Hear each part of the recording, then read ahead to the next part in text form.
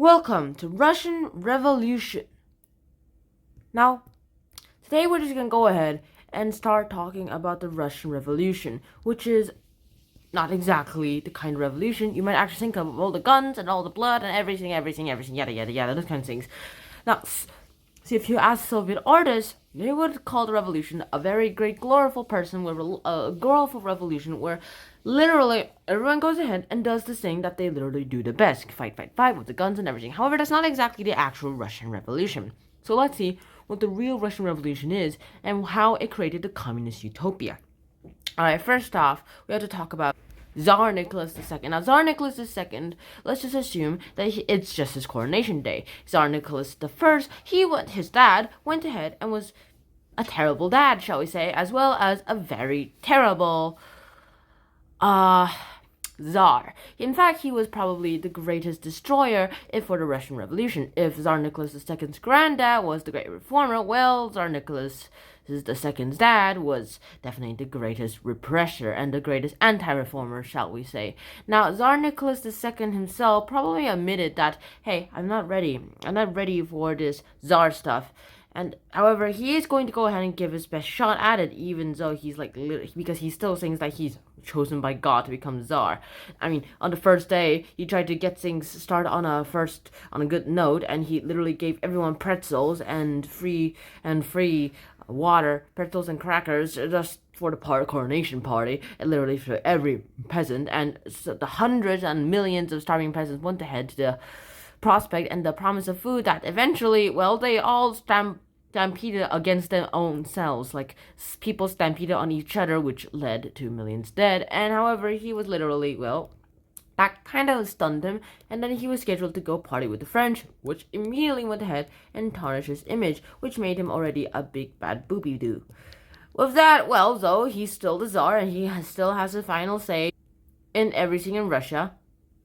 And because of that, Tsar Nicholas II will just have to go ahead and deal with it. And deal with it he does. He goes ahead, starts a secret police, and he just goes ahead and cracks down on everyone. He gets a bunch of ministers and everyone to just go ahead and they go around, they rotate, and eventually he figures out which one is the best and goes ahead and starts winning the war. And this is when the February Revolution is about to start. Sure, there was a revolution that happened before that, and because of that revolution, all of Russia was basically in a bunch of uproar. And you might be like, a revolution in Russia? Where's the big, bald, big head Lenin? Well, Lenin is a communist, and the Tsar hated all that because it's against him, so he literally had to go ahead and go somewhere in Switzerland. He was exiled to Switzerland because it was not safe for him in Mother Russia. However, he did plan to go ahead and return to Mother Russia. Afterwards, the Tsar went ahead and started cracking down on literally everyone who was literally not loyal to him, especially the ethnic minorities. And with those ethnic minorities and all the multi-ethnic Russian Empire, with all that, well, you get a bunch of weird things that literally happen. Finland somehow is independent right now, but ignore the border. Right now, the border is somewhat like this. It's the biggest empire in the entire world and will not stop at doing anything at all.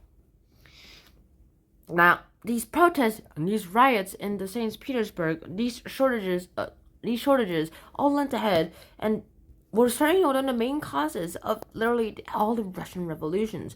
These people are starving, and they're all peasants. Not exactly peasants, they're even worse than peasants. They're all serfs. And since they're serfs, they're just going to go ahead and they're going to destroy their own lives. And with that, they're doing anything they can to just go ahead and find things. Their lives are just reduced to finding food and clothes, and with that, just go ahead and do all that. And they themselves still saw the system of Tsardom to be literally going ahead, and unfortunately, well, trying to overthrow it, because the rest of Europe is all modern and has all these like modern equality and fraternity and those kind of words, while the others have like big sexy iron working factories. Others literally have the railroad and the steam trains, and well, Russia still is on the peasants and serfdom and a very outdated Russian Tsar. And with that, of course, that would spark revolution. The problem was why this revolution didn't actually work out was because these people, these, shall we say, revolutionaries, were very bad at organizing. In fact, most of them were just peasants with the guns, which they don't know how to use. At least they don't know how to use properly. Unfortunately for them, the Tsar literally has a bunch of soldiers who actually do know how to use guns, and they are not going to hesitate to shoot. Afterwards, they went ahead and this Russian Revolution was suppressed. However, afterwards, Lenin went ahead and his Bolshevik people went ahead inside the Russian people, inside Mother Russia, as he says, to go ahead and do all the things that they can do just to, well, Russify everyone. And, well, Tsar Nicholas II goes into the Russo-Japanese War, which literally tarnishes his image because, well, Russia is this big and Japan is just this tiny little puny Asian country according to the rest of Europe. Somehow this tiny little puny Asian country went ahead and defeated one of the biggest superpowers in the world. And that's a big deal blow on Japan. And also Russia lost a port over here and they lost their influence in Korea, as well as this little strip over there that's supposed to be Russia's at the time. And with that, Tsar Nicholas II is starting to become, well, a little, shall we just say, nervous because he's just tarnished his image. He lost a war to a puny little Asian country who somehow has a battle mech. Just kidding, they don't have battle mechs, but they do have a very good empire and a very good person with an actual really good head. And then 1914 strikes, and with that, you know what's happening? It's World War One.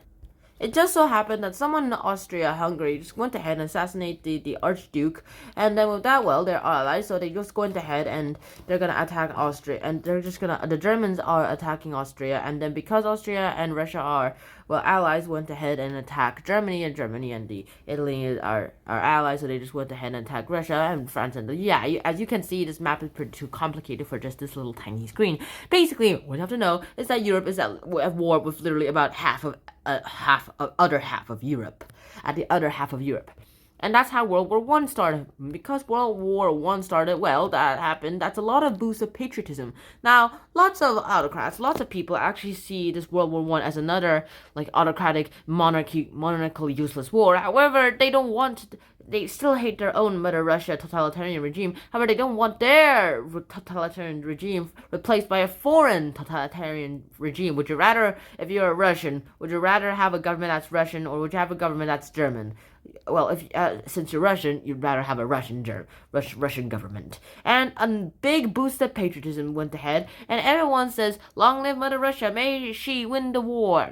Everyone except Lenin, apparently, because while Big Ball Lenin is staying in Switzerland and just going ahead and dreaming up his next plan of the Soviet utopia, aka communist utopia, he wanted the Germans to just literally go ahead and win the war, because then that means the Tsar will be abdicated, he will at least be overthrown in some way or another, and then he could go ahead and go in and step in with the power vacuum if he does have the chance. And, well, apparently the Germans are thinking the exact same thing, except for the part where Lenin just goes ahead and becomes the greatest person in the world, like in Russia at least. So they get Lenin out of Switzerland, and then they literally send him to go ahead into Russia.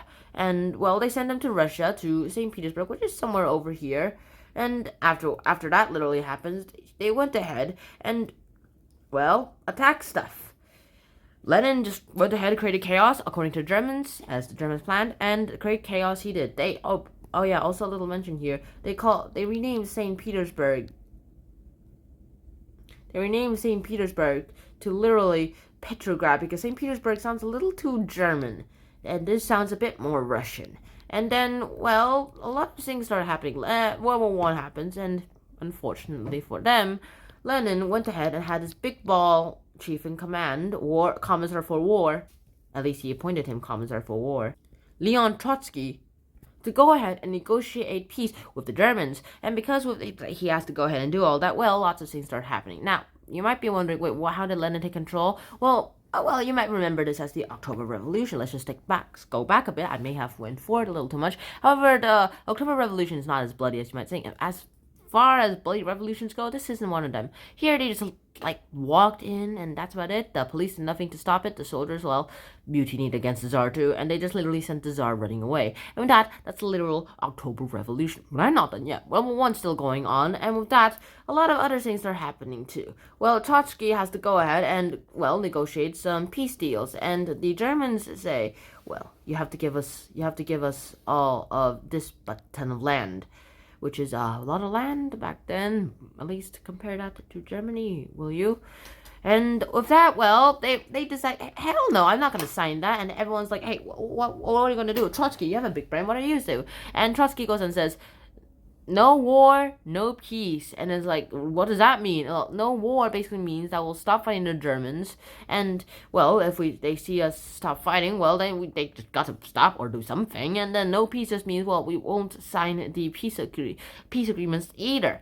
And, well, as you can expect, Lenin says that's brilliant. However, as you can expect, that doesn't really happen at all as a plan. In fact, instead, they just take all this lot of land, and then they start requiring this much land for peace because, well, they just took all the stuff that they asked for in the peace treaty, and now they need a new peace treaty, and they want a lot more war, a lot more stuff. And with that, well, all this land was lost to the Germans.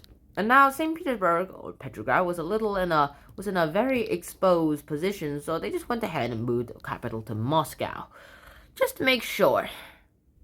And then Lenin finally had his, well, communist utopia. And with that communist utopia, at least his communist utopia, he went ahead and decided to do everything. However, everything that literally happened has happened at the same time. The World War thing, the trying to stabilize everything, trying to get a very firm grip, also trying to create a secret police and getting assassinated attempts, getting death threats, and also trying to quell the people and solve the shortage problem, solve the hunger problem, solve the strikes problem, and give everyone everything they need. That's the problem of running a whole big empire. Well, that all's happening at the same time, and Lenin, that must have been really stressful because Lenin literally is having strokes. He had 2 strokes in one day, 2 separate strokes, and he went ahead and even created this little fact and just go ahead and keep things out of his mind. However, Lenin is starting to go ahead and lose his grasp across the country, and everyone started literally hating him. Well, sort of, because he was starting to become a little too totalitarian, shall we say. Now, Lenin goes ahead, and now he even needs a wheelchair to go ahead and ride around, and he doesn't look like this anymore. He's an old, tired man, and he's about to die. Now, who's going to replace him when he dies?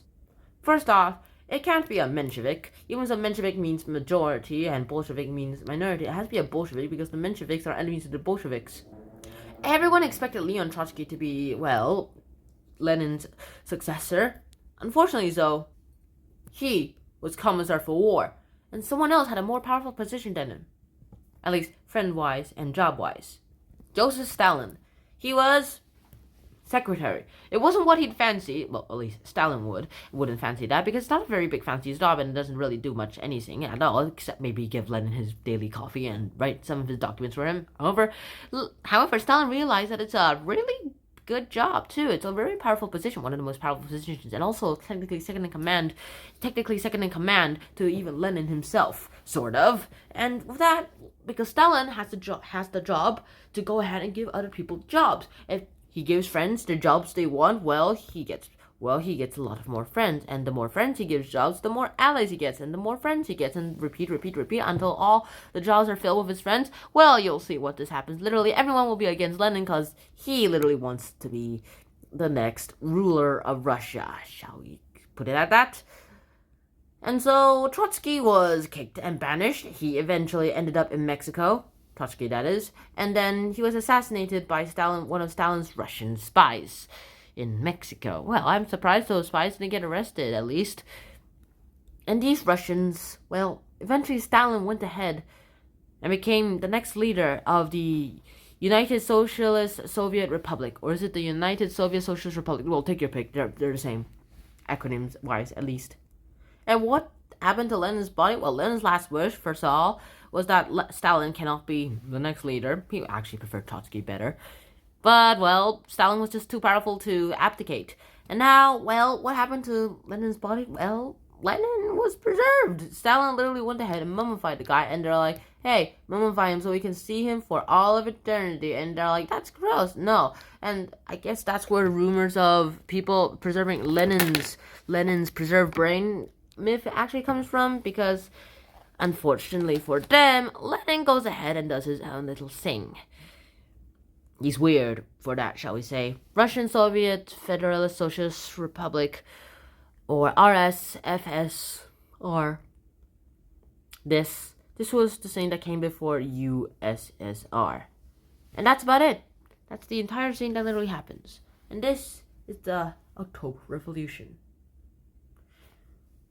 This is the whole Russian Revolution. All of its starts, all of its causes, everything that literally goes ahead, all the way to Lenin going ahead, losing his power, and all of it given to this loony little tune who's literally not smart at all, unlike Trotsky. Now, if you thought Lenin was brutal, well, you ain't seen nothing yet. Because now it's World War II, and it's the Cold War, and Stalin, well, he's gonna show his full might and fight the United States of America and its allies. Because Russia needs to strengthen according to his policy. One other reason why Stalin hated Trotsky was because Trotsky said we have to export the communist ideals across the world. Well, Stalin's like, we have to strengthen communism in our mother Russia country before we export it to the world. We have to make sure the roots are strong before we make its branches. To be honest, he does have a fair point. And that's it. So I really hope you guys did enjoy this episode, and I hope to see you guys in the next one. And so until next time, Shnan out. Peace. Bye-bye. Subscribe.